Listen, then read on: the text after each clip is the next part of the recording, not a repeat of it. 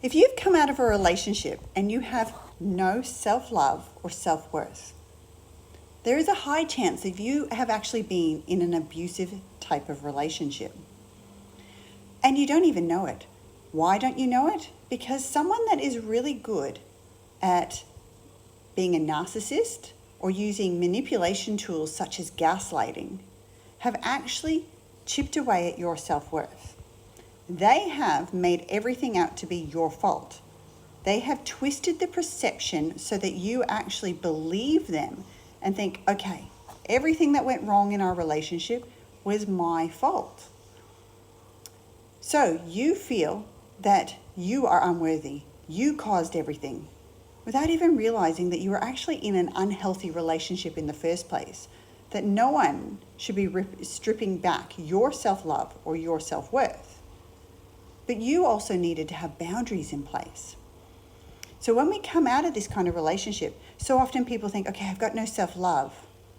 And then they realize, oh, I didn't have these boundaries. If I had boundaries in place, I would never have stayed in a relationship with somebody that was actually attacking my self-worth, was actually stripping me back and making me feel worse. So then they would think, okay, maybe it was the boundaries that I needed to work on. Now, usually this lack of self-love and this weak boundary setting is actually a byproduct of a core wound. So if we don't actually start to look at the core wound, there's potential that these other patterns are going to continue.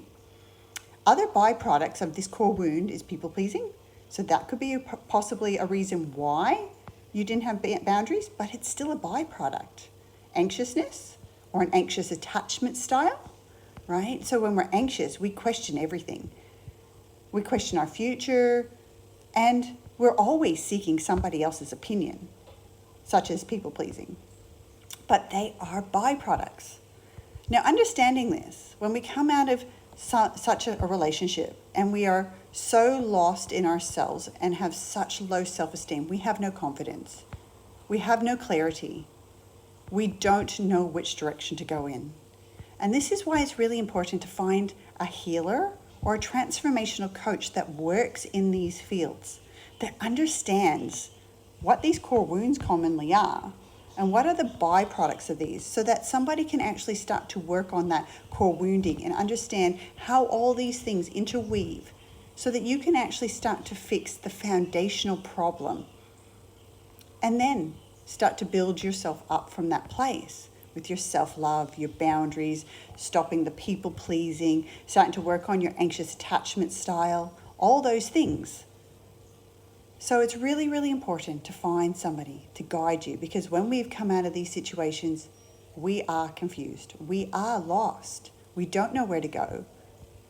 And we don't want to continue to take side roads or detours to our healing. We want to be able to actually speed this process up as much as we can, because it can actually take a while. We don't want to be continually dragging this process out longer than it needs to be. And I'll be honest, healing is not easy. It takes commitment. We need to commit to ourselves. We need to commit to doing the things that we are guided to do. But we need to find somebody that gives us the correct guidance to make this easier. It doesn't need to be completely hard. A good coach or good healer makes this easier. They give you the steps. They show you clarity. They give you a path. It's like a roadmap towards feeling great again, towards being able to create healthy relationships, towards all those beautiful things that you desire in your life that you need to reclaim again. So if any of this resonates with you, and you're seeking some guidance around that, let's have a connection call. Message me, comment, and let me know that you are wanting to have this free connection call and see if the roadmap that I have created might be something that will help you make your journey to healing so much easier. Lots of love from Kelly at Energetically Inspired.